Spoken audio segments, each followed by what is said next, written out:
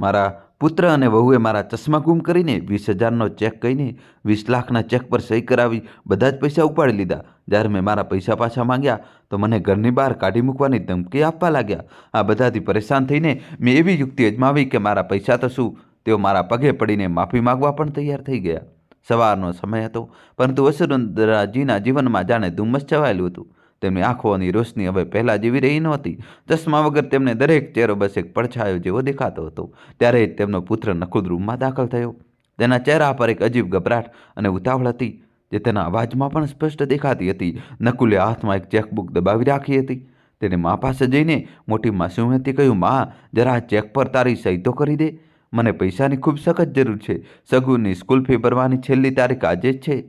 જો આજે પૈસા જમા નહીં થાય તો તેનું નામ કપાઈ જશે." વસુંધરાજી પોતાની પૌત્રી સગુનને ખૂબ પ્રેમ કરતા હતા. ફીનું નામ સાંભળતા તેમનું મમતા ભરેલું દિલ પીગળી ગયું, પરંતુ તેમની અંદરના જૂના સંસ્કારોએ તેમને સાવધાન કર્યા. તેમણે ધીમા અવાજે કહ્યું, "હા બેટા, સગુનના ભણતર માટે તો હું મારો જીવ પણ આપી દઉં. આ ચેક શું ચીજ છે?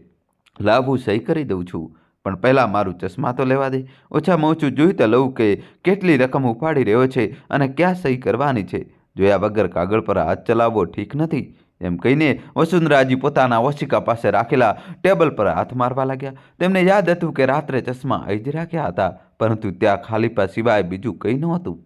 તેઓ પરેશાન થઈને બેઠા થયા અને તકિયા નીચે તથા બેડના ખાનાઓમાં ચશ્મા શોધવા લાગ્યા. તેમને ક્યાં ખબર હતી કે જે ચશ્મા તે શોધી રહ્યા છે તેને તેમના પુત્રએ ષડયંત્ર હેઠળ ગાયબ કરી દીધા છે, જેથી માની નજરની સાથે સાથે તેમની સમજ પર પણ પડદો નાખી શકાય. કાફી વાર થઈ ગઈ હતી. વસુંધરાજીનો હાથ પથારીની દરેક કરચલી અને ટેબલના દરેક ખૂણાને પંપોછી ચૂક્યો હતો, પણ ચશ્મા ક્યાંય મળ્યા નહીં. તેમની ધૂંધળી આંખોમાં હવે ગભરાટના આંસુ તરવા લાગ્યા હતા. માની આ લાચારી જોઈને નકુલનું દિલ પીગળવાને બદલે વધુ કઠોર થઈ ગયું. તેને ડર હતો કે ક્યાંક મોડું ન થઈ જાય અને તેની સાજિશ ધરીની ધરી ના રહી જાય. નકુલ અચાનક પોતાનો આપો ખોઈ બેઠો અને ઊંચા અવાજે બૂમ પાડીને બોલ્યો, "હદ છે માં, શું તમને તમારા સગા દીકરા પર જરાય વિશ્વાસ નથી? હું અહીં તમારી પૌત્રીના ભવિષ્ય માટે વિનંતી કરી રહ્યો છું અને તમે એક મામૂલી ચશ્માને લઈને બેઠા છો. શું તમને લાગે છે હું તમને લૂંટી લઈશ?" વસુંધરાજી ફફડી ગયા. નકુલનું આ રૂપ તેમણે પહેલાં ક્યારેય જોયું નહોતું. તેમના કંઈ પણ બોલતા પહેલાં જ નકુલે વધુ દબાણ લાવતા કહ્યું, "હું કંઈ 20 લાખ રૂપિયા થોડા ઉપાડી રહ્યો છું માં, જે તમે આટલી તપાસ કરી રહ્યા છો. ફક્ત 20,000ની તો વાત છે અને હું આ પૈસા રાખી નથી રહ્યો. બસ 1 મહિનાની મોહલત આપી દો. જેવી આવતા મહિને મારી સેલરી આવશે, હું પાઈ તમારા હાથમાં પાછી આપી દઈશ. શું પોતાની મા પાસે મદદ માંગવા હવે મારો હક પણ નથી રહ્યો?" નકુલની વાતોમાં એક તરફ દીકરાનો મોટો અધિકાર હતો અને બીજી તરફ એક ગુનેગારની ગભરાટ. તે વારંવાર 20 લાખ શબ્દનો ઉપયોગ કરી રહ્યો હતો, જાણે તે પોતાની ચોરીને મનમાં અને મનમાં દોહરાવી રહ્યો હોય. જ્યારે ભોળી માને લાગી રહ્યું હતું કે તેમનો પુત્ર ફક્ત તેમની મદદ માટે પૂછી રહ્યો છે. વસુંધરાજીનો હાથ ધ્રુજવા લાગ્યો. તેમણે વિચાર્યું કે કદાચ વધતી ઉંમરના કારણે તેઓ કંઈક વધારે જ શંકા કરી રહ્યા છે. તેમણે નકુલને કહ્યું, "બેટા, તું આટલો ગુસ્સો કેમ કરી રહ્યો છે? મેં શંકા નથી કરી, બસ આંખોથી લાચાર છું ને એટલે ડર લાગે છે. જો તું કહે છે કે 20,000 છે અને તું પાછા આપી દઈશ તો લાવ કાગળ, હું અંગૂઠો લગાવી દઉં છું." રૂમમાં તણાવ વધી રહ્યો હતો. ત્યાં જ નકુલની પત્ની રિદ્ધિમાં ચાનો કપ પટકીને ત્યાં દાખલ થઈ. તેના ચહેરા પર બનાવટી નારાજગી અને શબ્દોમાં ઝેર પડેલું હતું. તે વસુંધરાજીની નજીક આવીને તીખા સ્વરે બોલી, "માજી, આખરે આ બધો શું તમાશો છે? સવાર સવારમાં ઘરમાં આટલો કલેશ કેમ? શું હવે તમારા સગા દીકરા પરથી વિશ્વાસ પૂરી રીતે ઉઠી ગયો છે?" તો હોય છે શંકાની પણ. નકુલ સગુનના ભણતર માટે જ તો માંગે છે, કોઈ જુગારમાં ઉડાડવા માટે નહીં. રીતિમાની વાતોએ વસુંધરાજીના દિલ પર ચોટ કરી. તેમને લાગવા માંડ્યું કે કદાચ તેઓ ખરેખર બહુ જૂની વિચારધારાના થઈ ગયા છે અને પોતાના જ બાળકો પર શંકા કરીને પાપ કરી રહ્યા છે. રીતિમાએ આગળ વધીને કહ્યું, "પડોશવાળા શું કહેશે કે એક મા પોતાના દીકરાને 20,000 આપવા માટે 100 વાર વિચારે છે? જો તમને અમારા પર આટલું પરાયાપણું લાગતું હોય તો કહી દો, અમે ફરી ક્યારેય તમારી પાસે મદદની આશા જ નહીં રાખીએ." વહુની આ ચૂભતી વાતો અને દીકરાની શાંત નારાજગીએ વસુંધરાજીને સંકોચની જાળમાં ફસાવી દીધા. તેમનું ગળું ભરાઈ આવ્યું અને તેમને પોતાની આંખોની ધૂંધળાશ કરતાં વધારે ખરાબ પોતાના વિચારો પર લાગવા માંડ્યું.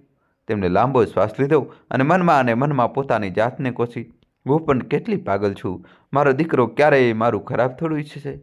હતાશા અને અપરાધ ભાવમાં ડૂબેલા વસુંધરાજીએ ધ્રુજતા હાથે પેન પકડી અને કહ્યું, "ના વહુ, એવું ના કહે. મારી દુનિયા તો તમે બાળકો જ છો.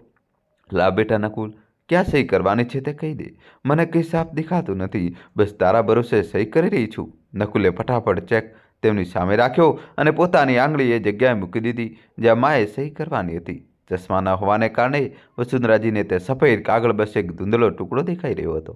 તેમણે નકુલની આંગળીઓનો સહારો લઈને એ ચેક પર પોતાની સહી કરી દીધી. તેમને લાગતું હતું કે તેઓ પોતાની પોતરીનું ભવિષ્ય સુધારી રહ્યા છે, જ્યારે હકીકતમાં તેઓ પોતાના દીકરાના હાથે પોતાની જીવનભરની કમાણી લૂંટાવી રહ્યા હતા. ચેક પર 20,000 નહીં પરંતુ 20 લાખની મોટી રકમ લખેલી હતી, જેના પર હવે માની સંમતિની મહોર લાગી ચૂકી હતી. પોતાનો હેતુ પૂરો થતાં જ નકુલના ચહેરા પર એક કુટિલ સ્મિત આવી ગયું. તેને ફટાફટ તે ચેક પોતાના ખિસ્સામાં મૂક્યો અને માની તરફ જોયા વગર ઓફિસ જવાનું બહાનું કાઢીને ઘરની બહાર નીકળી ગયો. તેને ડર હતો કે ક્યાંય તેની આંખોની ચમક તેની ચોરી પકડાવી ના દે. બીજી તરફ વસુંધરાજીનું મન હજી પણ અશાંત હતું. તે પોતાને સંભાળવા માટે ઘરના રોજિંદા કામોમાં લાગી ગયા. તેમનું માનવું હતું કે કામમાં મન પરોવાયેલું રહે તો નકામા વિચારો મગજમાં નથી આવતા. તેઓ ધીમે ધીમે ડગલા ભરતા પોતાના રૂમની સાફ સફાઈ કરવા લાગ્યા. ધૂંધળી નજરોથી જ તેમણે ફ્લોર અને ખૂણાઓ સાફ કર્યા. જ્યારે રૂમનો બધો કચરો એક જગ્યાએ ભેગો થઈ ગયો ત્યારે તેને ફેંકવા માટે ખૂણામાં રાખેલી ડસ્ટબિન પાસે પહોંચ્યા. જેવું તેમણે કચરો નાખવા માટે ડસ્ટબિનનું ઢાંકણું ખોલ્યું, કચરાના ઢગલાની ઉપર જ તેમને કંઈક ચમકતું દેખાયું. વસુંધરાજીના ધબકારા તેજ થઈ ગયા.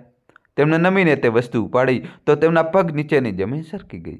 તે તેમનું એ જ ચશ્માનું હતું જેને તેઓ સવારથી આખા ઘરમાં પાગલની જેમ શોધી રહ્યા હતા. ચશ્મા ના તો તૂટ્યા હતા કે ના તો તેનો કાચ ખરાબ થયો હતો. તે એકદમ સલામત હાલતમાં કચરાની ટોપલીમાં પડ્યું હતું. વસુંધરાજીના મનમાં વીજળીની જેમ એક વિચાર ઝબક્યો. અરે, મારું ચશ્મા અહીં કેવી રીતે આવ્યું? રાત્રે તો મેં તેને મારા ટેબલ પર રાખ્યું હતું. ચશ્મા પોતાની જાતે ચાલીને ડસ્ટબિનમાં તો ના આવી શકે, તેને ફેંકવામાં આવ્યું છે. એક પળ માટે તેમના મનમાં આવ્યું કે તેઓ જોરથી બૂમ પાડી દે અને રિદ્ધિમાં કે નકુલને પૂછે કે તેમની સાથે આ બધો મજાક કોણે કર્યો. પણ ત્યારે જ તેમને સવારનું એ દ્રશ્ય યાદ આવ્યું. નકુલની ઉતાવળ, રિદ્ધિમાના તીખા શબ્દો અને ભરોસાની પેલી મોટી મોટી વાતો. તેમને સમજાઈ ગયું કે ચશ્મા ખોવાયું નહોતું, પણ જાણી જોઈને તેમની પાસેથી છીનવી લેવામાં આવ્યું હતું, જેથી તેઓ પેલા કાગળ પર લખેલી સચ્ચાઈ ન જોઈ શકે. નવાઈની વાત એ હતી કે વસુંધરાજીએ કોઈ સરબકોર ન કર્યો. ના તો તેમણે રિદ્ધિમાને બૂમ પાડી કે ના તો તેઓ બબડ્યા. તેને ખૂબ શાંતિથી ચશ્મા કાઢ્યા, તેને પોતાના પલ્લુથી સાફ કર્યા અને પોતાની આંખો પર લગાવી દીધા. જેવું ચશ્મા આંખો પર ચડ્યું, ઘરની દરેક દિવાલ સાફ દેખાવા લાગી. પણ સાથે જ તેમના બાળકોના કાળા ચહેરા પણ તેમની સામે નજરો સામે આવી ગયા. તેઓ સમજી ગયા કે રમત બહુ મોટી રમાઈ છે. આગામી થોડા દિવસો ઘરમાં એક અજીબ શાંતિ છવાયેલી રહી. વસુંધરાજીનું વર્તન બિલકુલ સામાન્ય હતું, જાણે તેમને કંઈ ખબર જ ના હોય. તેઓ રોજની જેમ ઘરના કામ કરતા, પોતરી સગુને લાડ લડાતા અને રિદ્ધિમાની કડવી વાતો સાંભળીને અનસુની કરી દેતા. પરંતુ તેમની આંખો પર ચડેલા તે ચશ્મા હવે ફક્ત ચીજોને નહીં પણ માણસોની પાછળ છુપાયેલા લાલચને પણ સાફ સાફ જોઈ રહ્યા હતા. એક સવારે જ્યારે નકુલ ઓફિસ જવા માટે તૈયાર થઈ રહ્યો હતો, વસુંધરાજીએ તેને પાસે બોલાવ્યા. તેમના ચહેરા પર એ જ જૂની મમતા હતી, પણ તેના અવાજમાં એક ગજબની સ્થિરતા હતી. તેમણે કહ્યું, નકુલ બેટા, તને તો ખબર જ છે કે છેલ્લા કેટલાક મહિનાઓથી મારી આંખોની રોશની ઓછી થતી જાય છે. કાલે હું ડૉક્ટર પાસે ગઈ હતી. તેમણે કહ્યું છે કે આંખોમાં મોતિયો બહુ વધી ગયો છે. જો આવતા અઠવાડિયા સુધી ઓપરેશન નહીં કરાવું તો કદાચ મને દેખાવાનું બિલકુલ બંધ થઈ જાય. ડૉક્ટરે ઓપરેશન માટે આવતા મંગળવારનો સમય આપ્યો છે. નકુલે માની વાત સાંભળી, પણ તેના ચહેરા પર સહેજ પણ ચિંતા ન દેખાઈ. તે પોતાના ફોનમાં વ્યસ્ત રહ્યો. વસુંધરાજીએ આશાભરી નજરે તેની સામે જોયું અને આગળ કહ્યું, બેટા, ઓપરેશન, હોસ્પિટલની ફી અને પછીની દવાઓ માટે પૈસાની વ્યવસ્થા કરવી પડશે. મેં હિસાબ લગાવ્યો છે કે આશરે 20,000 રૂપિયા થશે. હાલે, મેં બેંકનો ચેક ભરી લીધો છે. તું કાલે ઓફિસ જતી વખતે બેંકમાંથી આ 20,000 રૂપિયા ઉપાડી લેજે, જેથી હું સમયસર હોસ્પિટલમાં જમા કરાવી શકું અને મારું ઓપરેશન બરાબર થઈ જાય. વસુંધરાજીએ બહુ શાલીનતાથી ચેક નકુલના હાથમાં પકડાવી દીધો. નકુલે જ્યારે ચેક હાથમાં લીધો ત્યારે તેના દિલના ધબકારા એક પળ માટે રોકાઈ ગયા. તેને લાગ્યું કે ક્યાંક માને પાછલા દગાની ખબર તો નથી પડી ગઈ ને. પણ જ્યારે તેને ચેક પર 20,000ની રકમ જોઈ અને માના શાંત ચહેરાને નિહાળ્યો તો તેને લાગ્યું કે ડોશી હજુ પણ એ જ અંધારામાં છે જ્યાં તે તેમને છોડીને ગયો હતો. તેને મનમાં વિચાર્યું, ચાલો સારું જ છે, માને હજુ પણ મારા પર પૂરો ભરોસો છે. પહેલાં 20 લાખ રૂપિયા ઉપાડી લીધા અને હવે 20,000 પણ મારા જ કામ આવશે. ગળપણમાં એમની આંખોની શું જરૂર છે? નકુલે મોટી માસુમિયતનો મોહરો પહેરીને ચેક પોતાના ખિસ્સામાં રાખ્યો અને શાંતિથી બોલ્યો, ઠીક છે માં, તમે ચિંતા ન કરો, હું ઓફિસ જતી વખતે બેંક થઈને જઈશ અને સાંજે પૈસા લઈને જ ઘરે પાછો ફરીશ. તે બહુ ગર્વ અને આત્મવિશ્વાસ સાથે ઘરની બહાર નીકળી ગયો, એ વિચારીને કે તે પોતાની માને ફરીથી મૂર્ખ બનાવી રહ્યો છે. તેને અંદાજ પણ નહોતો કે આ વખતે બાજી પલટાઈ ચૂકી છે. વસુંધરાજીએ તેમને બારીમાંથી જતા જોયા અને પોતાના ચશ્મા ઠીક કરતા બબડ્યા, પૈસા તો તું લેવા ગયો છે બેટા, પણ આજે તને જે મળશે તેની તે કલ્પના પણ નહીં કરી હોય. સૂરજ આથમી ચૂક્યો હતો અને ઘરમાં સન્નાટો છવાયેલો હતો. નકુલ ઓફિસથી પાછો આવ્યો તો તેના ચહેરા પર પૈસા ન મળી શકવાની ખીજ હતી કે કદાચ પોતાની માને ફરીથી ઠગવાનો અહંકાર એ કહેવું મુશ્કેલ હતું. તેને ચૂપચાપ ખાણું ખાધું, પોતાની પત્ની રિદ્ધિમા સાથે આંખોમાં કંઈક ઇશારો કર્યો અને મા સાથે એક શબ્દ પણ બોલ્યા વગર પોતાના રૂમમાં જઈને સૂઈ ગયો. બીજી તરફ વસુંધરાજી હોલમાં બેઠા એ જ ઇંતજારમાં હતા કે કદાચ તેમનો દીકરો પોતે આવીને તેમને પૈસા સોંપશે અને મોતિયાના ઓપરેશન વિશે પૂછશે. ત્યારે ઘણીવાર સુધી રૂમમાંથી કોઈ બહાર ન નીકળ્યું ત્યારે વસુંધરાજી પોતાની લાકડીના ટેકે ધીમે ધીમે નકુલના રૂમ તરફ વધવા લાગ્યા. તેમના મનમાં બસ એમ જ હતું કે દીકરો થાક્યો પાક્યો આવ્યો છે, તેના હાલચાલ પૂછી લઉં અને પેલા પૈસા વિશે પણ જાણી લઉં કે જે તે બેંકમાંથી લાવવાનો હતો. જેવી વસુંધરાજી રૂમની નજીક પહોંચ્યા અને પોતાનો હાથ દરવાજા તરફ લંબાવ્યો કે તરત જ રૂમની અંદરથી રિદ્ધિમા બહાર નીકળી. વસુંધરાજીએ સ્મિત સાથે હજુ મોં ખોલ્યું જ હતું કે તેઓ કંઈક કહેવા માંગે છે, પરંતુ રિદ્ધિમાના ચહેરા પર મમતા કે સન્માનનો એક પણ ભાવ નહોતો. રિદ્ધિમાએ વસુંધરાજી તરફ એવી નજરોથી જોયું જાણે તેઓ કોઈ અજાણ્યા વ્યક્તિ કે બોજ હોય. વસુંધરાજી કંઈ બોલે તે પહેલાં જ રિદ્ધિમાએ કોઈ પણ સંકોચ વગર તેમના મોં પર જ ધડામ દઈને દરવાજો બંધ કરી દીધો. રૂમની અંદરથી સ્ટોપર ચઢાવવાનો અવાજ વસુંધરાજીના કાનમાં કોઈ ખંજરની જેમ ખૂંચ્યો. વસુંધરાજીનો લંબાયેલો હાથ હવામાં જ થંભી ગયો. તેમને અનુભવ થયો કે તે બંધ દરવાજાની પાછળ ફક્ત તેમનો દીકરો અને વહુ નહોતા, પરંતુ તે મમતા પણ દફન થઈ ગઈ હતી, જેણે તેમને વર્ષોથી સિંચી હતી. તેઓ ત્યાં જ સતબત થઈને ઊભા રહ્યા.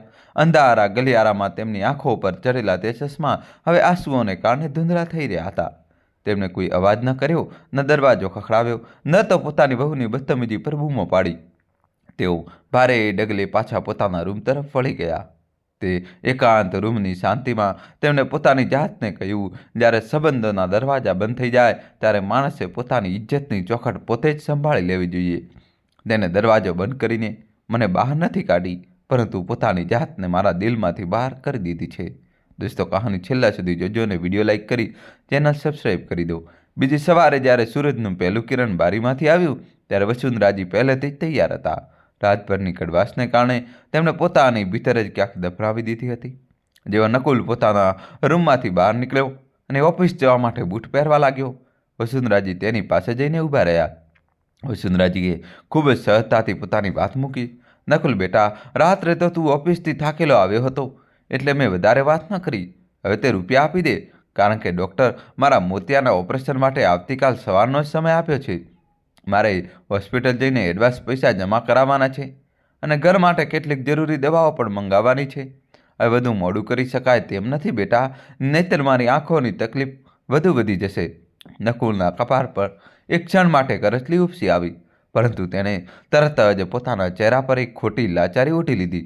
તે પોતાની માની આંખોમાં જોયા વગર આમ તેમ જોતા બોલ્યો, અરે માં, ગઈકાલે ઓફિસમાં એટલું કામ હતું કે મને માથું ઉચકવાની ફુરસત ન મળી. સાચું માનો, બેંક જવાનો સમય જ ન મળ્યો મને. બપોર સુધી મીટિંગ્સ ચાલતી રહી અને સાંજે એક બંધ થયા પછી જ હું ફ્રી થઈ શક્યો. નકુલે પોતાની ઘડિયાળ તરફ જોતા ઉતાવળ કરવાનો નાટક કર્યો અને આગળ કહ્યું, તમે ચિંતા શું કામ કરો છો? આજે હું સૌથી પહેલાં બેંક જ જઈશ. સાંજે પાછા ફરતી વખતે પાક્કું પૈસા લઈને આવીશ અને ઘરનો બધો સામાન પણ સાથે લેતો આવીશ. અત્યારે મને મોડું થઈ રહ્યું છે, બોસ બહુ કડક છે. એટલું કહીને નકુલ ઝડપી ડગલે ઘરની બહાર નીકળી ગયો. વસુંધરાજી ત્યાં જ દરવાજા પર ઊભા રહીને તેને ઓજલ થતો જોઈ રહ્યા. તેઓ જાણતા હતા કે નકુલ બેંક એટલા માટે નહોતો ગયો કારણ કે તેને ડર હતો કે ક્યાંક માને તેના પાછલા દગા વિશે ખબર ન પડી જાય, અથવા તો તે આ રૂપિયાને પણ પોતાની અયાસીમાં ઉડાવવા માંગતો હતો. વસુંધરાજીએ પોતાના ચશ્મા પાછળ છુપાયેલી આંખોને સંકોચી. તેમને હવે પૂરો વિશ્વાસ થઈ ગયો હતો કે તેમનો દીકરો સુધરવાનો નથી. તેમણે મનોમન નિર્ણય કરી લીધો, તું બેંક નથી ગયો નકુલ, પણ આજે બેંક પોતે તારી પાસે આવશે. તે તારી માને જે અંધારામાં રાખવાની કોશિશ કરી છે, આજે તેનો પ્રકાશ તને ચોપશે. સમય કોઈના માટે થોભતો નથી અને નકુલના જૂઠનો સિલસિલો પણ અટક્યો નહીં. પછીના 2-4 દિવસ સુધી આ જ નાટક ચાલતું રહ્યું. ક્યારેક બેંકનું સર્વર ડાઉન છે, ક્યારેક કેશ ખતમ થઈ ગઈ છે, તો ક્યારેક મેનેજર રજા પર છે. નકુલ રોજ એક નવું બહાનું બનાવતો અને વસુંધરાજીની આંખોમાં આંખ નાખ્યા વગર ઓફિસ નીકળી જતો. તે પોતાની માતાના આત્મસન્માન અને તેમની આંખોની તકલીફ સાથે રમત રમી રહ્યો હતો. વસુંધરાજી ચૂપચાપ બધું જોઈ રહ્યા હતા. તેમને હવે ચશ્માની જરૂર નહોતી, એ સમજવા માટે કે તેમના ઘરના પાયામાં જૂઠની ઉધઈ લાગી ચૂકી છે. આખરે જ્યારે તેમની ધીરજની મર્યાદા તૂટી ગઈ ત્યારે તેમણે કોઈને કંઈ પણ ન કહેવાનો નિર્ણય કર્યો. ન તેમણે રિદ્ધિમાને જણાવ્યું, ન નકુલને ટોક્યો. એક સવારે જેવો નકુલ ઘરની બહાર નીકળ્યો, વસુંધરાજીએ પોતાની જૂની થેલી ઉઠાવી અને ઘરની બહાર આવીને એક ઓટો રિક્ષા પકડી. શહેરના રસ્તાઓ પર દોડતી તે રિક્ષામાં બેઠેલા વસુંધરાજીનું દિલ જોર જોરથી ધબકી રહ્યું હતું. તેઓ મનોમન ભગવાનને પ્રાર્થના કરી રહ્યા હતા, હે ઈશ્વર, જે હું વિચારી રહ્યું છું કાશ તે ખોટું સાબિત થાય. મારો દીકરો આવું ન કરી શકે. બેંક પહોંચીને તેઓ ધીમી ગતિએ કાઉન્ટર તરફ વધ્યા. તેમણે ધ્રુજતા હાથે પોતાને તે જ 20,000નો ચેક પ્રશાંતને પકડાવ્યો. પ્રશાંતે કોમ્પ્યુટર પર કેટલાક બટન દબાવ્યા. એકવાર સ્ક્રીન સામે જોયું અને પછી બહુ વિચિત્ર નજરે વસુંધરાજી સામે નિહાળ્યું. તેને રૂખા અવાજમાં કહ્યું, માતાજી, આ ચેકનું પેમેન્ટ નહીં થઈ શકે. વસુંધરાજીને લાગ્યું કે કદાચ તેમણે હસ્તાક્ષર ખોટા કર્યા હશે. તેમણે ધીમેથી પૂછ્યું, કેમ બેટા, શું મારી સહી નથી મળતી કે મેં કંઈક ખોટું ભરી દીધું છે? પ્રશાંતે માથું હલાવ્યું અને પાછળ બોલાવીને ધીરેથી બોલ્યો, ના માતાજી, સહી તો તમારી જ છે, પણ આ ખાતામાં હવે પૈસા જ નથી બચ્યા. 4 દિવસ પહેલાં જ આ અકાઉન્ટમાંથી 20 લાખની મોટી રકમ ઉપાડવામાં આવી છે. હવે તમારા ખાતામાં 1 રૂપિયો પણ બાકી નથી. પ્રશાંતની વાત સાંભળતા જ જાણે વસુંધરાજીના કાનમાં ગરમ શીશુ રેડી દેવામાં આવ્યું હોય તેવું લાગ્યું. તેમની આસપાસનો અવાજ અચાનક શાંત થઈ ગયો. તેમને યાદ આવ્યું તે દિવસ જ્યારે ચશ્મા ખોવાઈ ગયા હતા. તેમને યાદ આવ્યું નકુલનો તે ગુસ્સો અને 20,000ની રટ લગાવી. એ બધું જ સાફ હતું. જેને તેઓ પોતાની લાકડી સમજી રહ્યા હતા તેને જ તેમની પીઠમાં છરો ભોંક્યો હતો. તેઓ બેંકની ખુરશી પર પસડાઈ પડ્યા. તેમની આંખો સામે અંધારું છવાઈ ગયું, પરંતુ તેમની ભીતર એક પ્રતિશોધની જ્વાળા સળગી ઉઠી. બેંકના તે ઠંડા રૂમમાં વસુંધરાજીને એવું મહેસૂસ થયું જાણે કોઈએ તેમના પગ નીચેની જમીન ખેંચી લીધી હોય. તે ખાતું કોઈ સામાન્ય બેંક એકાઉન્ટ નહોતું. તે તેમના પતિની આખી જિંદગીની કમાણી, તેમની પેન્શનનો ભાગ અને તેમના ગડપણનો એકમાત્ર સહારો હતો. તેમાં 20 લાખથી પણ વધુની મૂળ રકમ હતી, જેનું દર મહિને આવતું વ્યાજ તેમના નાના મોટા ખર્ચ અને દવાઓનું સાધન હતું. પૈસા ખતમ થવાની વાત સાંભળીને વસુંધરાજીનું શરીર પૂરેપૂરું સૂન પડી ગયું. તેમની આંખો સામે અંધારું આવવા લાગ્યું અને કાન સૂન થઈ ગયા. પાસે જ રાખેલા જગમાંથી તેમણે ધ્રુજતા હાથે ગ્લાસમાં પાણી ભર્યું. પાણીનો દરેક ઘૂંટડો તેમના ગળામાં કોઈ પથ્થરની જેમ ઉતરી રહ્યો હતો. તેઓ આશરે 10 મિનિટ સુધી ત્યાં એક ખૂણાવાળી ખુરશી પર બેસી રહ્યા. પોતાના ઉખડતા શ્વાસને કાબૂમાં કરવાની કોશિશ કરતા રહ્યા. તેમના મનમાં બસ એક જ સવાલ ગુંજી રહ્યો હતો, નકુલ, તું આટલો બધો કઈ રીતે પડી ગયો? ત્યારે થોડી હિંમત આવી ત્યારે તેઓ ફરી કાઉન્ટર તરફ વધ્યા. ત્યાં બેઠેલો કર્મચારી પ્રશાંત વસુંધરાજીને વર્ષોથી જાણતો હતો અને તેમનું ખૂબ સન્માન કરતો હતો. વસુંધરાજીએ રૂંધાયેલા ગળે પૂછ્યું, બેટા પ્રશાંત, એકવાર ફરીથી જો, કદાચ કોઈ ભૂલ થઈ હોય. મારી મહેનતની કમાણી આમ કેવી રીતે ખતમ થઈ શકે? પ્રશાંતે સહાનુભૂતિ ભરી નજરે તેમને જોયા અને રજિસ્ટરની એન્ટ્રીઓ બતાવતા ધીમા અવાજે કહ્યું, કાકી, હું જૂઠું નથી બોલી રહ્યો. જુઓ, આજ મહિનાની 8 તારીખે આ ખાતામાંથી પૂરેપૂરી રકમ ઉપાડવામાં આવી છે. ચેક પર સહી બિલકુલ તમારી જ હતી. અમે મેળ પણ કર્યો હતો અને પૈસા લેનાર કોઈ બહારનો માણસ નહોતો. પ્રશાંત થોડો ખચકાયો. પછી આમ તેમ જોઈને પૂછપૂછાવતા બોલ્યો, તમારો દીકરો નકુલભાઈ જ આવ્યા હતા. તેમણે કહ્યું કે તમારે ઘરનું સમારકામ અને સગુનના આગળના ભણતર માટે પૈસાની સખત જરૂર છે. અમે તેમના પર ભરોસો કર્યો કારણ કે તે તમારા દીકરા છે અને ચેક પર તમારી સહી મોજૂદ હતી. વસુંધરાજીને હવે યાદ આવ્યું કે તે દિવસે નકુલે સ્કૂલ ફીના નામે તેમની પાસે સહી લીધી હતી. તે દિવસના ચશ્મા ન મળવા, રિદ્ધિમાનો કટાક્ષ અને નકુલની તે ખોટી ગભરામણ બધું એક ડરામણી ફિલ્મની જેમ તેમની આંખો સામે નાચવા લાગ્યું. પ્રશાંતે આગળ કહ્યું, કાકી, મને લાગ્યું કે તમને બધી ખબર છે, નહીંતર હું તે જ સમયે તમને ફોન કરી દેત. વસુંધરાજીએ એક લાંબો અને ઠંડો શ્વાસ લીધો. તેમની આંખોમાં આંસુ હવે સુકાઈ ચૂક્યા હતા અને તેની જગ્યાએ કડક નિર્ણય લઈ લીધી હતી. તેમણે પ્રશાંત તરફ જોયું અને અવાજ લથડાવવા વગર કહ્યું, ના બેટા, તારી કોઈ ભૂલ નથી. ભૂલ મારી હતી, જે મેં મારી આંખોને બદલે મારા દીકરાની દાનત પર ભરોસો કર્યો. પણ હવે મારી આંખો ખુલી ગઈ છે. વસુંધરાજીના પગમાં જાણે જીવ જ નહોતો રહ્યો. બેંકથી ઘર સુધીની મુસાફરી તેમણે કોઈ જીવતી લાશની જેમ પૂરી કરી. તેમના મગજમાં વારંવાર એ જ દ્રશ્ય ઘૂમી રહ્યું હતું. ચશ્મા વગરનો તે ધૂંધળો ચેક અને નકુલની તે મીઠી મીઠી વાતો. તેમને હવે સમજાઈ ગયું હતું કે સ્કૂલ ફી તો બસ એક જાળ હતી. અસલમાં તેમનો પોતાનો દીકરો તેમના ગડપણની છત છીનવી ચૂક્યો હતો. જે પૈસા અને વ્યાજથી તેઓ સ્વાભિમાન સાથે જીવતા હતા, પોતાની નાની મોટી દવાઓ ખરીદતા હતા અને પોતરીને ભેટ આપતા હતા, આજે તે આધાર જ ખતમ થઈ ગયો હતો. જ્યારે તેઓ ઘરની અંદર દાખલ થયા ત્યારે વાતાવરણ પૂરેપૂરું બદલાયેલું હતું. તે જ ઘર જે ક્યારેક ખુશીઓથી ચહેકતું હતું, હવે તેમને કોઈ પારકી અને ઠંડી ગુફા જેવું લાગતું હતું. રિદ્ધિમાં હોલમાં બેસીને બાળકોને જમાડી રહી હતી. તેને માને આવતા જોયા, પણ તેના ચહેરા પર ન તો કોઈ ચિંતા આવી, ન તો તેને શિષ્ટાચારને ખાતર એવું પૂછ્યું કે માજી તમે ક્યાં ગયા હતા. વસુંધરાજી ચૂપચાપ એક સોફા પર બેસી ગયા અને રિદ્ધિમાને જોતા રહ્યા. તેમને યાદ આવ્યું કે અઠવાડિયા પહેલાં સુધી આ જ રિદ્ધિમા તેમના માટે ગરમ ચા લાવતી હતી, તેમના પગ દબાવવાનું નાટક કરતી હતી અને દરેક વાતમાં માજી માજી કહેતા થાકતી નહોતી. ત્યારે વસુંધરાજીને લાગતું હતું કે તેમની વહુ બહુ ગુણવાન છે, પણ આજે સમજાયું કે તે સાદર સત્કાર તેમના માટે નહીં, પરંતુ તેમના બેંક બેલેન્સ માટે હતો. હવે જ્યારે ખાતામાંથી રકમ નકુલ પાસે પહોંચી ચૂકી હતી તો રિદ્ધિમાએ પોતાનો મોહરો ઉતારી ફેંક્યો હતો. તેને બાળકોને ઊંચા અવાજે કહ્યું, જલ્દી જમવાનું પતાવો, મારે બીજા પણ બહુ કામ છે. નકામા મહેમાનોની જેમ અહીંથી બેસવાની ઘર નથી ચાલતું. રિદ્ધિમાના શબ્દોમાં છુપાયેલો કટાક્ષ વસુંધરાજીના કાન ફાડી રહ્યો હતો.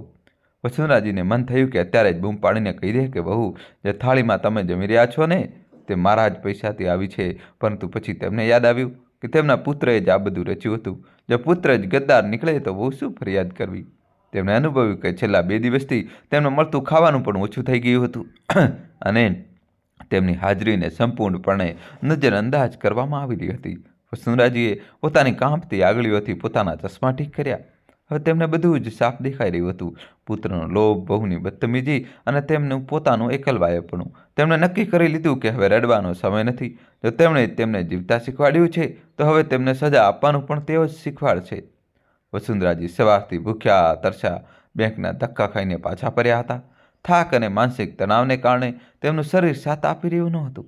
તેમણે ખૂબ આશા સાથે રિદ્ધિમા તરફ જોયું અને અત્યંત ધીમા અવાજે કહ્યું, બહુ, સવારથી પેટમાં અન્નનો એક દાણો પણ નથી ગયો. ખૂબ નબળાઈ અનુભવાઈ રહી છે. જો થઈ શકે તો મને થોડું ખાવાનું આપી દે. વસુંધરાજીની આ નાની અમથી વિનંતી જાણે રિદ્ધિમા માટે જ્વાળામુખી ફાટવાનું બહાનું બની ગઈ. તેને હાથમાં પકડેલી થાળી ઝાટકા સાથે મેજ પર રાખી અને પોતાની આંખો કાઢતા બૂમ પાડીને બોલી, માં, તમને તમારી ભૂખ સિવાય બીજું કંઈ દેખાય છે કે નહીં? તમને દેખાતું નથી કે હું અહીં બાળકોને જમાડી રહી છું? ઘરના 100 કામ મારા એકલાના માથે છે. કોઈ મશીન નથી હું. રિદ્ધિમાનો લહેજો એટલો ઝેરી હતો કે પોતરી સગુન પણ ફફડી ગઈ. રિદ્ધિમા અટકી નહીં. તે વધુ કડવાશ સાથે આગળ બોલી, આટલી જ ભૂખ લાગી છે તો જાતે રસોડામાં જઈને 2 રોટલી બનાવીને ખાઈ લો. હાથ પગ તો તમારા સલામત છે જ ને. આખરે હું ક્યાં ક્યાંની સેવા કરું? બાળકોનું ભણતર જોઉં, ઘરનો ચૂલો ચોખ્ખું સંભાળું કે આખો દિવસ તમારી ફરમાઈશો પૂરી કરતી રહું? તમારું તો ગળપણ છે, આરામ જ આરામ છે, પણ મારો જીવ તો આ કામમાં જ નીકળી જાય છે. વસુંધરાજી પથ્થરની મૂર્ત બની ગયા.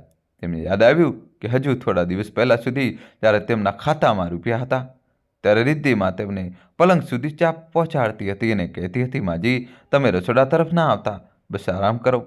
આજે પૈસા શું ગયા, તેમનો અધિકાર અને સન્માન બંને છીનવી લેવામાં આવ્યા.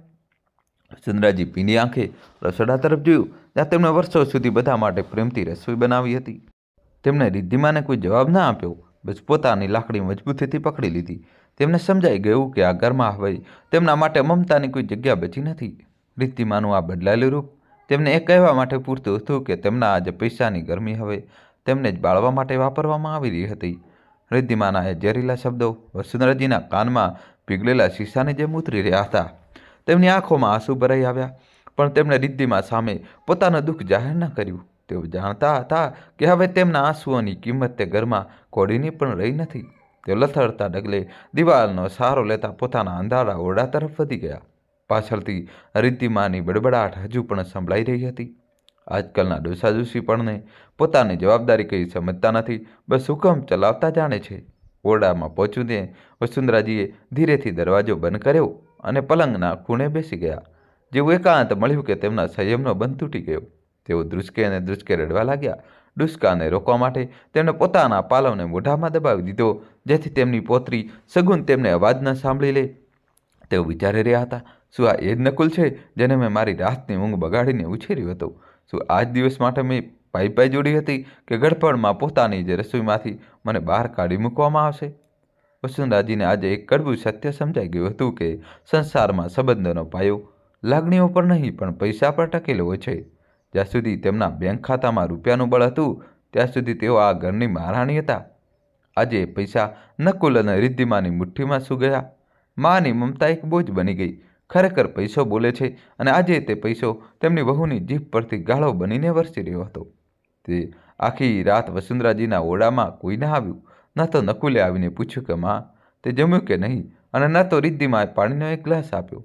આખું ઘર ઊંઘી ગયું, પણ વસુંધરાજીની આંખોમાંથી ઊંઘ કોસો દૂર હતી. તેમને આધાર આપનાર, તેમને શાંત પાડનાર હવે કોઈ નહોતું.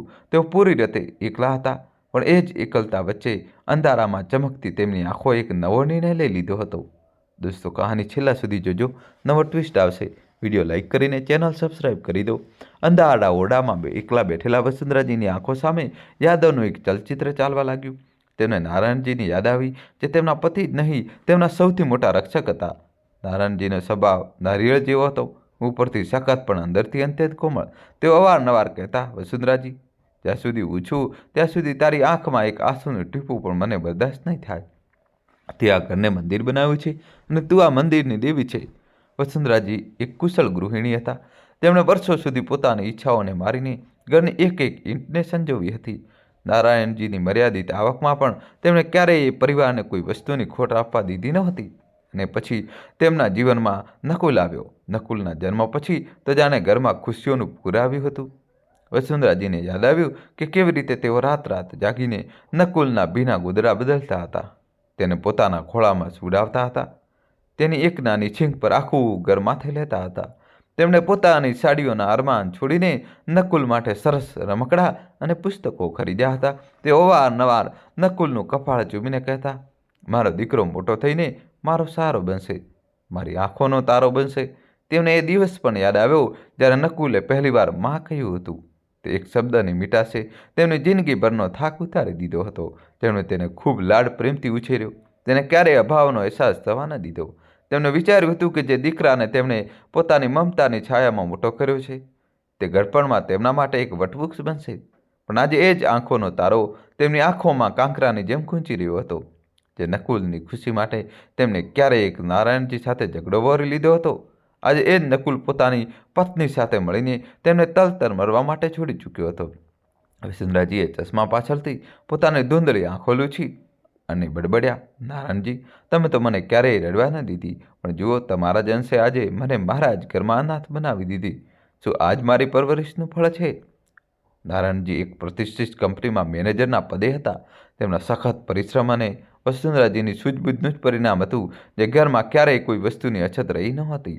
આલિશાન ઘર, સુખ સુવિધાના સાધનો અને સમાજમાં માન પ્રતિષ્ઠા, બધું જ તેમની પાસે હતું. પરંતુ આ બધાના કેન્દ્રમાં માત્ર એક જ લક્ષ્ય હતું, નકુલનું ભવિષ્ય. નકુલને શહેરની સૌથી મોંઘી અને સારી શાળામાં દાખલ કરવામાં આવ્યો. વસુંધરાજી પોતે તેને તૈયાર કરતા અને નારાયણજી તેને મૂકવા જતા. જ્યારે તે મોટો થયો ત્યારે તેને શ્રેષ્ઠ કોલેજમાં ભણાવ્યો. નારાયણજીએ પોતાની પહોંચ અને વગનો ઉપયોગ કરીને નકુલની નોકરી પણ તે જ શહેરમાં નક્કી કરાવી દીધી. વસુંધરાજીએ જ આ માટે જીદ કરી હતી, નકુલને બહાર ન મોકલો, કાળજાનો ટુકડો છે, આંખોની સામે રહેશે તો ગડપણ શાંતિથી કપાશે. આપણને પૈસાની નહીં પણ આપણા દીકરાના સાથની જરૂર છે. તેમને લાગ્યું હતું કે દીકરો પાસે રહેશે તો ગડપણની લાકડી બનીને સાથે ચાલશે. જ્યારે નકુલના લગ્ન રિદ્ધિમા સાથે થયા ત્યારે વસુંધરાજીને લાગ્યું જાણે તેમની બધી જવાબદારીઓ પૂરી થઈ ગઈ. તે પૂરી રીતે ચિંતા મુક્ત થઈ ગયા હતા. તેમણે ઘરની ચાવીઓ અને જવાબદારી ધીરે ધીરે રિદ્ધિમાને સોંપી દીધી. તેમને વિશ્વાસ હતો કે હવે તેમના આરામના દિવસો આવી ગયા છે. લગ્નના શરૂઆતના દિવસોમાં જ્યારે રિદ્ધિમા સ્મિથ સાથે વાત કરતી હતી અને નકુલ મામા કરતો, તેમની આગળ પાછળ ફરતો હતો, ત્યારે વસુંધરાજી ભગવાનનો આભાર માનતા હતા. હે ઈશ્વર, તે મને દુનિયાનું સૌથી સુખી ગડપણ આપ્યું છે. મારો દીકરો અને બહુ હીરો છે. પરંતુ તેમને શું ખબર હતી કે જે ચિંતા મુક્તિને તેઓ પોતાનું સુખ સમજી રહ્યા હતા, તે જ તેમની સૌથી મોટી ભૂલ સાબિત થવાની હતી.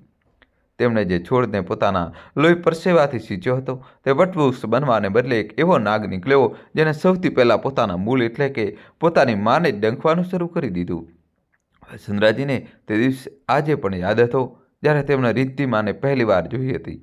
તેમણે ખૂબ અરમાનો અને શોધખોળ પછી તેને પોતાની ઘરની વહુ તરીકે પસંદ કરી હતી. તેમને લાગ્યું હતું કે એક ભણેલી ગણેલી અને આધુનિક છોકરી તેમના ઘરને નવી રોનક આપશે, પરંતુ તેઓ રિદ્ધિમાની અંદર છુપાયેલી મહત્વાકાંક્ષાના તોફાને પારખી શક્યા નહીં. લગ્ન થોડા જ સમય પછી જ રિદ્ધિમાનો અસલી ચહેરો સામે આવવા લાગ્યો. તેને સાધારણ જીવનથી નફરત હતી. તેને દરેક વસ્તુ મોંઘી, બ્રાન્ડેડ અને દેખાડાવાળી જોઈતી હતી. પછી તે કપડાં હોય, ઘરેણાં હોય કે ઘરનું ફર્નિચર હોય, તેની માંગણીઓ ક્યારે પૂરી જ નહોતી થઈ. પોતાની બહેનપણીઓની કીટી પાર્ટીઓમાં પોતાનો રૂતબો બતાવવા માટે તે નકુલ પર નવા દબાણ કરતી હતી. નકુલ જે ક્યારેક માના એક નિશારે નાચતો નહોતો, હવે પૂરી રીતે રિદ્ધિમાની આંગળીઓની કઠપૂતળી બની ચૂક્યો હતો.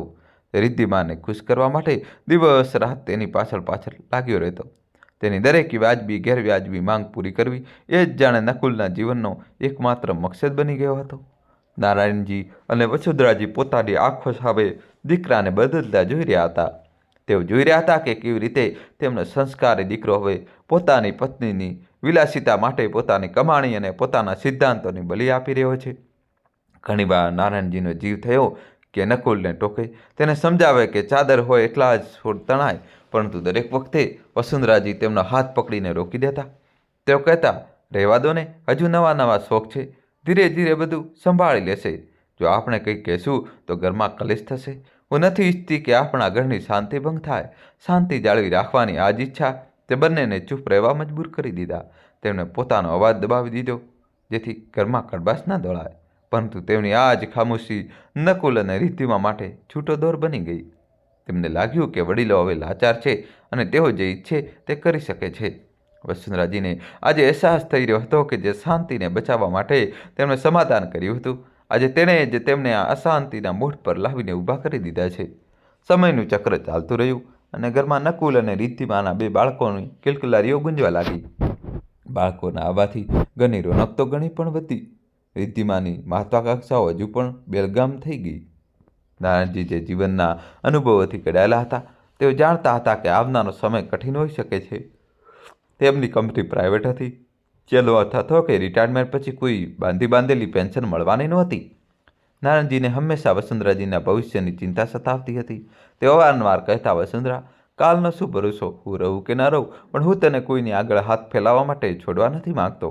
એટલા માટે રિટાયરમેન્ટ વખતે જે એક મોટી રકમ તેમને મળી, તેને તેમણે નકુલના નામે કરવાને બદલે ખૂબ જ સમજદારીથી વસુંધરાજીના નામે બેંકમાં જમા કરાવી દીધી.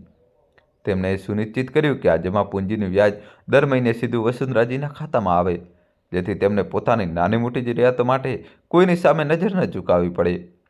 પરંતુ નીતિને કંઈક બીજું જ મંજૂર હતું. હજુ રિટાયરમેન્ટને થોડો જ સમય વીત્યો હતો કે એક કાળી રાત્રે નારાયણજીને છાતીમાં તે દુખાવો થયો. હોસ્પિટલ લઈ જવાનો મોકો પણ ન મળ્યો અને હૃદય રોગના હુમલાથી તેમનું આકસ્મિક નિધન થઈ ગયું.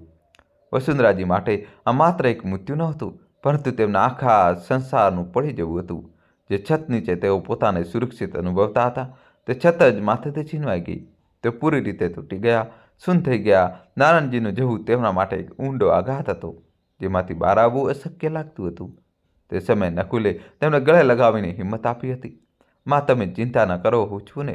ત્યારે વસુંધરાજીને લાગ્યું હતું કે પતિના ગયા પછી દીકરો જ તેમનો રક્ષક બનશે. તેમને ક્યાં ખબર હતી કે નકુલના આશ્વાસન ભરેલા શબ્દો પાછળ તે તિજોરીની ચાવી મેળવવાનું કાવતરું છુપાયેલું હતું, જેને નારાયણજી પોતાની મહેનત અને ઈમાનદારીથી ભરીને ગયા હતા. નારાયણજીના ગયા પછી ઘરની પૂરી જવાબદારી નકુલના ખભા પર આવી ગઈ હતી. તે એક સારી કંપનીમાં નોકરી તો કરી રહ્યો હતો અને તેનો પગાર પણ પૂરતો હતો, પરંતુ ઘરની આર્થિક સ્થિતિ ક્યારેય સુધરતી જ નહોતી. તેનું કારણ નકુલની ઓછી કમાણી નહીં, પરંતુ રિદ્ધિમાની ક્યારેય ન પૂરી થનારી ઈચ્છાઓ હતી. નકુલે હવે અવારનવાર વસુંધરાજીના રૂમના આંટાફેરા કરવા લાગ્યો હતો. તે ક્યારેક માથું દમાવીને બેસી જતો તો ક્યારેક ખોટા નિશાતા નાખતો. અરે વસુંધરાજી પૂછતા કે શું થયું બેટા, આટલો પરેશાન કેમ છે? તો નકુલ પાસે બહાનાઓની કોઈ લાંબી યાદી તૈયાર રહેતી. તે કહેતો, માં, આ મહિને સગુનની સ્કૂલ ફી અચાનક વધારી દેવામાં આવી છે. સમજ નથી પડતી કે ક્યાંથી વ્યવસ્થા કરું. અથવા ક્યારેક કહેતો, રાશનની દુકાનનો પાછલો હિસાબ બાકી છે માં, તે ઉધાર આપવાની ના પાડી દેવે છે. એ સુધી કે તે ક્યારેક દવાઓ અને બાળકોની બીમારીનું પણ ખોટું બહાનું બનાવતા અચકાતો નહીં. વસુંધરાજીનું કોમળ મન દીકરાની આ વાતો સાંભળીને પીગળી જતું. તેમને લાગતું કે તેમનો દીકરો કેટલી મહેનત કરી રહ્યો છે અને છતાં પણ પરેશાન છે. તેઓ તરત જ પોતાની અલમારીમાંથી પૈસા કાઢીને તેના હાથમાં મૂકી દેતા. તેનો અંદાજો પણ નહોતો કે આ બહાનાઓની પટકથા રસોડામાં રિદ્ધિમા દ્વારા લખવામાં આવતી હતી. રિદ્ધિમા જ નકુલને ઉશ્કેરતી હતી. તમારી પાસે તો કંઈ બચતું નથી, બધા પૈસા ઘરમાં જ વપરાઈ જાય છે. માજી પાસે જે પિતાજીની જમા પૂંજી અને વ્યાજ આવે છે તે કયા દિવસે કામ આવશે? જેને માંગો તેમની પાસે, આખરે તેમના પછી તે બધું આપણું જ તો છે. નકુલ જે રિદ્ધિમાના મોહ અને દબાણમાં પૂરી રીતે અંત થઈ ચૂક્યો હતો, તે પોતાની માતાની મમતાની કિંમત આંકવા લાગ્યું. વસુંધરાજીને ધીમે ધીમે અહેસાસ થવા લાગ્યો હતો કે તેમના પોતાના જ ઘરમાં તેમની હેસિયત હવે માત્ર એક ચાલતી ફરતી બેંકની રહી ગઈ છે. માને દુઃખ એ વાતનું નહોતું કે પૈસા જઈ રહ્યા છે, દુઃખ એ વાતનું હતું કે તેમનો દીકરો તેમની સાથે સાચું બોલવાની હિંમત પણ હારી ચૂક્યો હતો. રાતનો સન્નાટો ઘરમાં ફેલાયેલો હતો, પરંતુ વસુંધરાજીના હૈયામાં આક્રોશનું તોફાન ઉઠી રહ્યું હતું. નકુલ ઓફિસથી પાક્યો પાછો ફર્યો હતો અને જમીને જેવો પોતાના રૂમ તરફ વધવા લાગ્યો. વસુંધરાજીના અવાજે તેને ત્યાં જ ખીલાની જેમ જડી દીધો. રોકાઈ જા નકુલ, આજે તેને ભાગવા નહીં દઉં. વસુંધરાજીના અવાજમાં તે અધિકાર હતો જે નકુલે વર્ષોથી સાંભળ્યો ન હતો. નકુલ ગભરાઈ ગયો. તેને ફરીથી જોયું તો વસુંધરાજીનો ચહેરો શાંત હતો, પણ તેમની આંખોમાં એક અજીબ ચમક હતી. વસુંધરાજીએ સીધો પ્રહાર કર્યો. નકુલ, મને બસ એટલું જણાવ કે મારા ખાતામાંથી તે 20 લાખ આ રીતે ચોરી છુપીથી કાઢવાની શું જરૂર હતી? તું મારો દીકરો છે, જો તું એકવાર હકથી માંગત તો શું હું ના પાડી દેત? શું તને પોતાની જ માતાને છેતરતા જરાય શરમ ના આવી? નકુલનો ચહેરો સફેદ પડી ગયો. તેને ચોરી પકડાઈ જવાની આશા રાખી નહોતી. તે કંઈક બોલવા જ જતો હતો કે વસુંધરાજીએ હાથના ઇશારે તેને ચૂપ કરી દીધો. તેમનો અવાજ હવે ભારે થઈ ગયો હતો. મારા પછી આ બધું તારું જ તો હતું. આ ઘર, આ જમા પૂંજી, મારો એક એક કણ, બધું તારા અને તારા બાળકો માટે જ તો જોડીને રાખ્યું હતું. પણ તે રાહ જોવી પણ યોગ્ય ન સમજી. જે માએ તને આંગળી પકડીને ચાલતા શીખ્યું, તેની જ આંખોના ઝાંખપનો ફાયદો ઉઠાવીને તે તેના ગળપરની લાકડી છીનવી લીધી. પોતાના જ લોહી સાથે આવો છળ કરતા તારો હાથ ન ધરી ગયો. રૂમના દરવાજા પર ઊભેલી રિદ્ધિમા પણ આ બધું સાંભળી રહી હતી. નકુલ નિરુત્તર હતો. તેની નજર ભોય પર ગળેલી હતી. વસુંધરાજીની મમતા આજે ઇન્સાફ માંગી રહી હતી. તેમણે આગળ કહ્યું, પૈસા તો હાથનો મેલ છે નકુલ, આજે છે કાલે નહીં રહે, પણ તે જે મારો ભરોસો તોડ્યો છે તેનો હિસાબ કોણ આપશે? તે 20 લાખ નથી કાઢ્યા, તે તારી માતાનું અસ્તિત્વ જ નીલામ કરી દીધું છે. જ્યારે સત્ય બિલકુલ સામે ઊભું હોય ત્યારે અપરાધી અવારનવાર ગુસ્સાને પોતાની ઢાલ બનાવી લે છે. નકુલે પણ એ જ કર્યું. તેને પોતાની માતાની આંખોમાં જોવાની હિંમત તો ના કરી, પણ પોતાનો અવાજ ઊંચો કરી લીધો. તે અકળાઈને અને સોફા પર હાથ પછાડતા બોલ્યો, માં, સવારમાં આ શું ડ્રામા લગાવી રાખ્યો છે? મારા પર આવો ઘટિયા અને ખોટા આરોપ લગાવતા પહેલાં તમારે વિચારવું જોઈએ. હું તમારો દીકરો છું, કોઈ રસ્તા પરનો ચોર નહીં. તમારી યાદશક્તિ પર જોર આપો. તમે પોતે ચેક પર સહી કરી હતી, હવે મારા પર કાદવ કેમ ઉછાળી રહ્યા છો? નકુલના જૂઠ અને તેનો ઉગ્ર વ્યવહાર જોઈને વસુંધરાજીના ચહેરા પર એક ઠંડી સ્મિત આવી ગઈ. તેમને હવે પોતાના દીકરા પર ગુસ્સો નહીં, પણ દયા આવી રહી હતી. તેમણે ખુદ શાંત સ્વરે કહ્યું, નકુલ, માણસ જ્યારે સાચું બોલે છે ને ત્યારે તેની આંખો વાત કરે છે, પણ તું તો પોતાની નજર જમીન પરથી ઊંચી પણ કરી શકતો નથી. તું સાચો હોત તો આટલો બિલબિલાટ ના કરત. વસુંધરાજીએ મેજ પર રાખેલા પોતાના ચશ્માને સ્પર્શ કર્યો અને આગળ બોલ્યા, તને લાગ્યું હતું કે માં આંધળી છે અને હંમેશા અંધારામાં જ રહેશે. આજે હું પોતે બેંક ગઈ હતી ત્યાં રામચંદ્ર સાહેબ મળ્યા હતા. તને યાદ છે ને, તારા પિતાજીના જૂના મિત્ર? તેમણે મને એક એક પળનો હિસાબ આપ્યો છે કે કયા દિવસે, કેટલા વાગે અને કોણે તે રકમ ઉપાડી છે. રામચંદ્ર સાહેબે બધું સાફ સાફ કહી દીધું છે કે ચેક લઈને તું ત્યાં જ ઊભો હતો. રામચંદ્ર સાહેબનું નામ સાંભળતા જ જાણે નકુલના મોઢા પર કોઈને તાળું મારી દીધું હોય. તેની પાસે હવે કોઈ બહાનું બચ્યું ન હતું. રામચંદ્ર સાહેબને ખોટા પાડવા અશક્ય હતું. વસુંધરાજી પોતાની જગ્યાએથી ઉઠ્યા અને નકુલની નજીક જઈને ઊભા રહ્યા. તેમનો પડછાયો નકુલ પર ભારે પડી રહ્યો હતો. તેમણે કહ્યું, ચશ્મા ડસ્ટબિનમાં ફેંકવાથી માણસ આંધળો નથી થઈ જતો નકુલ. મેં તો તને મારી આંખોની રોશની આપી હતી, પણ તે એ જ રોશની છીનવીને મારા જીવનમાં અંધકાર કરવાની કોશિશ કરી. હવે બોલ, શું રામચંદ્ર સાહેબ પણ જૂઠું બોલી રહ્યા છે? નકુલ પાસે કોઈ જવાબ ન બચ્યો તો રિદ્ધિમા શિયળની જેમ ઝપાટ મારીને વચ્ચે આવી ગઈ. તેના ચહેરા પર ન તો કોઈ શરમ હતી અને ન તો સસરાના નિધનનો શોખ. તે બૂમો પાડીને બોલી, બસ કરો માજી, બહુ થયો તમારો આ નાટક. તમે મારા પતિ પર આ રીતે જાહેરમાં ચોર હોવાનો આરોપ ન લગાવી શકો. બેંક રેકોર્ડ સાક્ષી છે કે ચેક પર સહી તમારી જ હતી. કોઈએ તમારો હાથ પકડીને જબરજસ્તી સહી કરાવી નહોતી. વસુંધરાજીની આંખોમાં એક ઠંડી આગળ સળગી ઉઠી. તેમણે રિદ્ધિમાની આંખોમાં આંખ પરવીને કહ્યું, સહી તો મારી જ હતી વહુ, પણ દાનત તારી અને નકુલની હતી. તમે બંને મને 20,000ની લાલચ આપીને મારા અંધાપાનો ફાયદો ઉઠાવ્યો અને 20 લાખના કાગળ પર સહી કરાવી લીધી. આને અધિકાર નહીં, લૂંટ કહેવાય. રિદ્ધિમાં તમતમીને વધુ નજીક આવી. તેના સ્વરમાં હવે વધુ ઝેર ભળી ગયું હતું. તે બેપરવાહીથી હાથ નચાવતા બોલી, તો પૈસા લઈ લીધા તો શું પહાડ તૂટી પડ્યો? એક ખાતામાંથી નીકળીને બીજા ખાતામાં જ તો આવ્યા છે, કોઈ પારકાને તો નથી આપી દીધા. આખરે તમારી ઉંમર જ કેટલી બાકી છે? આજે જો કાલે નથી, ગમે ત્યારે જતા રહેશો. જેમ સસરાજી અચાનક ચાલ્યા ગયા. દોસ્તો, હજી કહાની બાકી છે, છેલ્લા સુધી જોજો અને વિડીયો લાઇક કરી ચેનલ સબસ્ક્રાઈબ કરી દો. હવે નવો ટ્વિસ્ટ આવશે. ત્યારે પણ તો આ બધું અમારું જ થવાનું હતું. તો જો થોડા દિવસ પહેલાં લઈ લીધું તો કયો ગુનો કરી દીધો? ઘરના પૈસા ઘરમાં છે, ક્યાંક ઉડી તો નથી ગયા? રિદ્ધિમાની આ વાત સાંભળીને વસુંધરાજીનું કાળજું કંપી ગયું. તમે ગમે ત્યારે જતી રહેશો. આ શબ્દોએ તેમને અહેસાસ કરાવી દીધો કે તેમના પોતાના જ બાળકો હવે તેમની મૃત્યુની રાહ જોઈ રહ્યા છે. જે દીકરા માટે તેમણે પોતાની ખુશીઓ કુરબાન કરી, તે ચૂપચાપ ઊભો રહીને પોતાની પત્નીની આ બદતમીજી સાંભળી રહ્યો હતો. વસુંધરાજીએ એક ઊંડો શ્વાસ લીધો અને શાંત પણ મક્કમ અવાજમાં કહ્યું, તો તું મારા મૃત્યુનો હિસાબ આજે જ લગાવી રહી છે વહુ? નારાયણજી ચાલ્યા ગયા, પણ તેઓ પોતાનું સ્વાભિમાન અને પોતાની સચ્ચાઈ મારી પાસે છોડી ગયા છે. તને લાગે છે કે પૈસા ઘરમાં જ છે, પણ તને એ નથી દેખાતું કે આ પૈસાના ચક્કરમાં ઘરમાંથી માણસાઈ બહાર નીકળી ગઈ છે. વસુંધરાજીએ પોતાની લાકડી ભોંય પર જોરથી પછાડી અને ગરજીને બોલ્યા, રિદ્ધિમા, તે કહ્યું ને કે શું ફરક પડે છે? તો સાંભળ, બહુ ફરક પડે છે જ્યારે એક સ્ત્રીનું સિંદૂર ભૂંસાય છે અને તેના માથા પરથી પતિનો સાયો ઉઠે છે, ત્યારે તેના પર દુઃખોનો પહાડ તૂટે છે. તે વખતે આ પૈસા જ તેની હિંમત અને તેની ઢાળ હોય છે. તે માત્ર પૈસા નથી ચોર્યા, તે મારું સ્વાભિમાન છીનવ્યું છે. વસુંધરાજીના ચહેરા પર વર્ષોની તપસ્યાનું તેજ ઉભરી આવ્યું હતું. તેમણે આગળ કહ્યું, તું ઈચ્છતી હતી કે હું મારી દરેક નાની જરૂરિયાત માટે, ભલે તે માથાના દુખાવાની ગોળી હોય કે મંદિરનું નાળિયેર, તારી સામે હાથ ફેલાવું. તું ઈચ્છતી કે હું તારી દયા પર જીવું. પણ યાદ રાખ વહુ, વસુંધરાએ ક્યારેય નમવું નથી શીખ્યું. તે છળથી મારા ગઢપણની લાકડી કાપી છે, પણ હવે હું તને આ પાપ નહીં કરવા દઉં. તારે મારા એક એક પૈસાનો હિસાબ આપવો પડશે અને તે રકમ પરત કરવી પડશે. વસુંધરાજીની મક્કમતા જોઈને રિદ્ધિમાના કપાળે પરસેવો વળી ગયો. પોતાની ચોરી પકડાઈ જવાને કારણે અને હવે પકડાઈ જવાના ડરથી તે તિલમિલાવી ઉઠી. તેણી આપા ખોઈને બૂમો પાડવા લાગી, શું સમજી રાખ્યું છે તમે? શું તમે અમને પોલીસ કચેરી લઈ જશો? પોતાના સગા દીકરા અને વહુને જેલ મોકલશો? આખા જમાનામાં પોતાની બદનામી કરાવશો કે તમારી વહુ અને દીકરાએ તમારા પૈસા લઈ લીધા? વિચારી લેજો માજી, જો પોલીસ આવી તો આ ઘરની ઇજ્જત નીલામ થઈ જશે. રિદ્ધિમાને લાગ્યું હતું કે સમાજ અને ઇજ્જતનું નામ સાંભળીને વસુંધરાજી હંમેશની જેમ પાછા હટી જશે, જેવું તેઓ ઘરની શાંતિ માટે અત્યાર સુધી કરતા આવ્યા હતા. પરંતુ આ વખતે વસુંધરાજીની આંખોમાં કોઈ ડર નહોતો. વસુંધરાજીએ એક ડગલું આગળ વધાર્યું અને શાંત સ્વરે કહ્યું, ઇજ્જત તો તે જ દિવસે નીલામ થઈ ગઈ હતી રિદ્ધિમા, જે દિવસે મારા દીકરાએ મારા ચશ્મા કચરાપેટીમાં ફેંક્યા હતા. રહી વાત જેલની, તો જે ગુનો કરે છે તેને સજા તો ભોગવવી જ પડે છે. જો મારો દીકરો હોવા છતાં તે ચોરી કરી શકે છે, તો મા હોવાને નાતે તેને સુધારવા માટે હું કાયદાનો દરવાજો પણ ખખડાવી શકું છું. દોસ્તો, કહાની છેલ્લા સુધી જોજો અને વિડીયો લાઇક કરીને ચેનલ સબસ્ક્રાઈબ કરી દો. રિદ્ધિમાની બૂમો અને નકુલની ગભરાટ વચ્ચે વસુંધરાજીનો સ્વર અચાનક શાંત થઈ ગયો.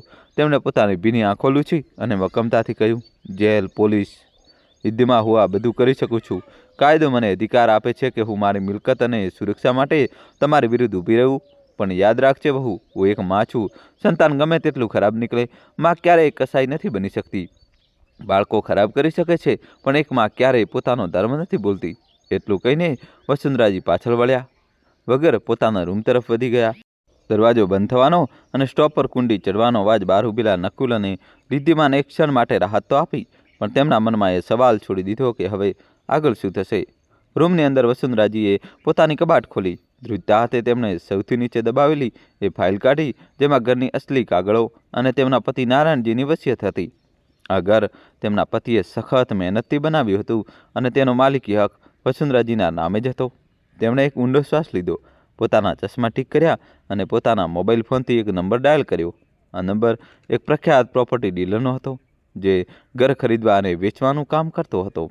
વસુંધરાજીએ ખૂબ જ નમેલી, તૂટેલી ભાષામાં તેની સાથે વાત કરી અને તેને તરત જ ઘર જોવા માટે બોલાવ્યો. આગામી 7 દિવસ ઘરમાં એક વિચિત્ર અને ડરામણી શાંતિ છવાયેલી રહી. ના વસુંધરાજીએ કોઈની પાસે પૈસા માંગ્યા, ના તો રિદ્ધિમાએ તેમના પર કોઈ કટાક્ષ કર્યો. રિદ્ધિમા અને નકુલને લાગ્યું કે કદાચ માં હાર માની ચૂક્યા છે અને હવે તેઓ ચૂપચાપ આ અપમાન સહન કરીને બાકીની જિંદગી વિતાવી દેશે. તેઓ પોતાની જીતની ઉજવણી કરી જ રહ્યા હતા કે તેમને અંદાજ પણ નહોતો કે આ 7 દિવસની ખામોશી એ તોફાન પહેલાંની શાંતિ હતી જે તેમના અહંકારના મહેલને તોડી પાડવાની હતી.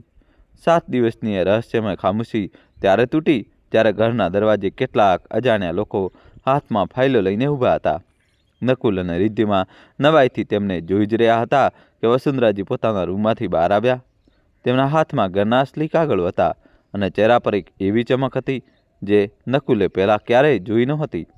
જ્યારે નકુલે હકલાતા અવાજે પૂછ્યું કે માં, આ બધું શું થઈ રહ્યું છે, ત્યારે વસુંધરાજીએ ઠંડા સ્વરે પોતાનો નિર્ણય સંભળાવ્યો.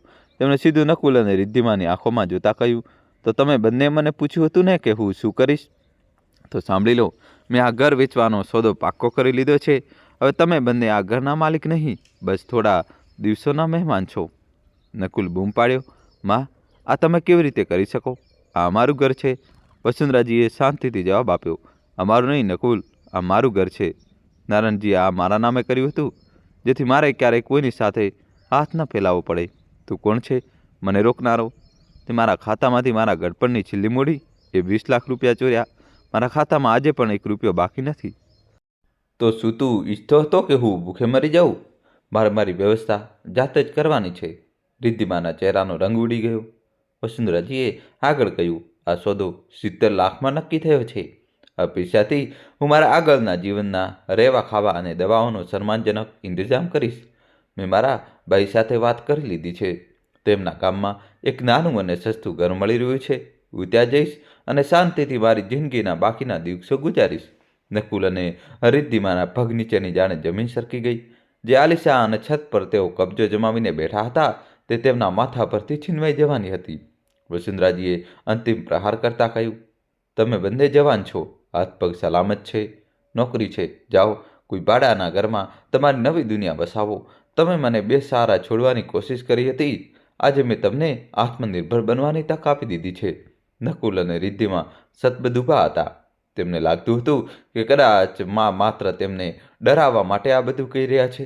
પરંતુ ત્યારે જ વસુંધરાજીએ ફોન ઉઠાવ્યો અને દલાલ એટલે કે એજન્ટને સ્પષ્ટ શબ્દમાં કહ્યું, હા વસંત સાહેબ, બધું નક્કી કરી રહ્યું.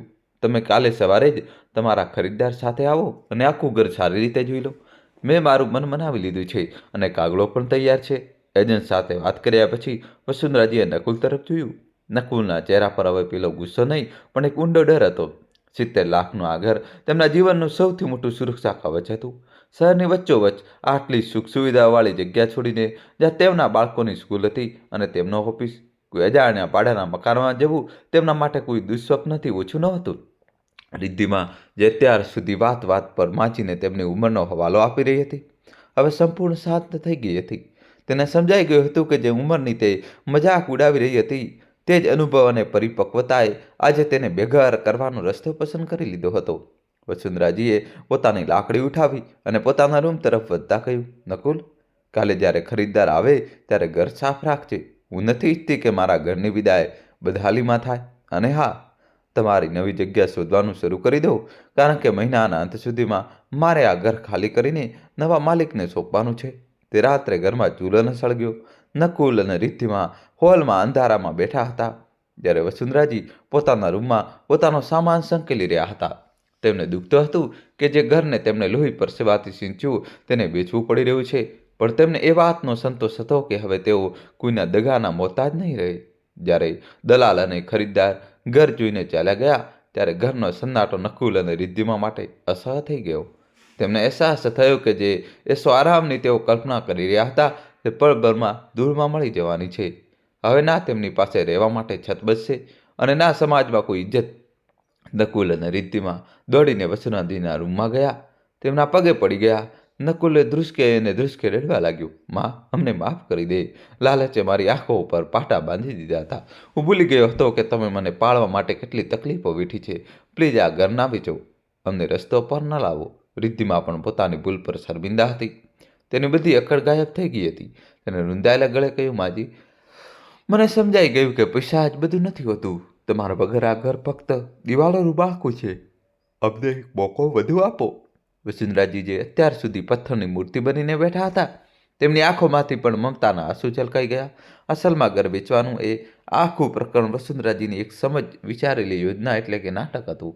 તેમણે તે દલાલને પહેલાં જ બધું સમજાવી દીધું હતું. તેઓ બસ પોતાના દીકરા અને વહુને અહેસાસ કરાવવા માગતા હતા કે નિર્ભરતા અને અપમાનનો સ્વાદ કેવો હોય છે. વસુંધરાજીએ તેમને ઉઠાડ્યા અને શાંત ભાવે કહ્યું, નકુલ, હું આ ઘર નહીં વેચું, પરંતુ એક શરતે. જે મારું છે તે મારું જ રહેશે. મને દગાની ખેરાત નહીં, મારો હક જોઈએ છે. નકુલે એક ક્ષણ ગુમાવ્યા વગર બીજા જ દિવસે બેંક જઈને તે 20 લાખ રૂપિયા વ્યાજ સહિત વસુંધરાજીના ખાતામાં પાછા જમા કરી દીધા. ઘરનું વાતાવરણ હવે બદલાઈ ચૂક્યું હતું. રિદ્ધિમાં હવે માજીની સેવાના ડરથી નહીં પણ સન્માન કરવા લાગી હતી. વસુંધરાજીએ પોતાના ચશ્મા પાછા પહેરી લીધા હતા. હવે તેમને ના માત્ર દુનિયા સાફ દેખાઈ રહી હતી, પણ પોતાના બાળકોના મનનો મેલ પણ સાફ થતો નજરે પડી રહ્યો હતો. પોતાની મહેનતની કમાણી અને અધિકારોની ચાવી ક્યારેય પણ સંપૂર્ણ રીતે બીજાના હાથમાં ન સોંપવી જોઈએ. ગડપણમાં સંતાનો પ્રેમ અને સાથ જરૂરી છે, પરંતુ આર્થિક સ્વતંત્રતા જ એ પાયો છે જેના પર તમારા આત્મસન્માનનો મહેલ ટકેલો હોય છે. જ્યાં સુધી તમારી પાસે પોતાનું બળ છે, દુનિયા નમીને તમારું સન્માન કરશે. તો મિત્રો, શું વસુંધરાજીને દીકરા બહુને પાઠ ભણાવ્યા વગર પૈસા મળી જાત, અથવા તેમણે જે કર્યું તે સાચું હતું? આ બાબતે તમારો શું અભિપ્રાય છે? કોમેન્ટ કરીને જરૂર જણાવો. અને આ વાર્તા તમે ક્યાંથી જોઈ રહ્યા છો, તમારું અને તમારા શહેરનું નામ અમને લખી મોકલો. અને જો વાર્તા પસંદ આવી હોય તો ચેનલને સબસ્ક્રાઈબ અને વિડીયોને લાઇક કરવાનું ના ભૂલશો. ફરી મળીશું એક નવી વાર્તા સાથે. ત્યાં સુધી આભાર. દોસ્તો, કહાની કેવી લાગી કોમેન્ટમાં જણાવજો. અને કોમેન્ટમાં દોસ્તો તમારે જય શ્રી કૃષ્ણ લખવું જ પડશે. જલ્દીથી દોસ્તો કોમેન્ટમાં જય શ્રી કૃષ્ણ લખી દો. વિડીયો લાઇક કરીને ચેનલ સબસ્ક્રાઈબ કરી દો. ખૂબ ખૂબ ધન્યવાદ. દિલથી આભાર.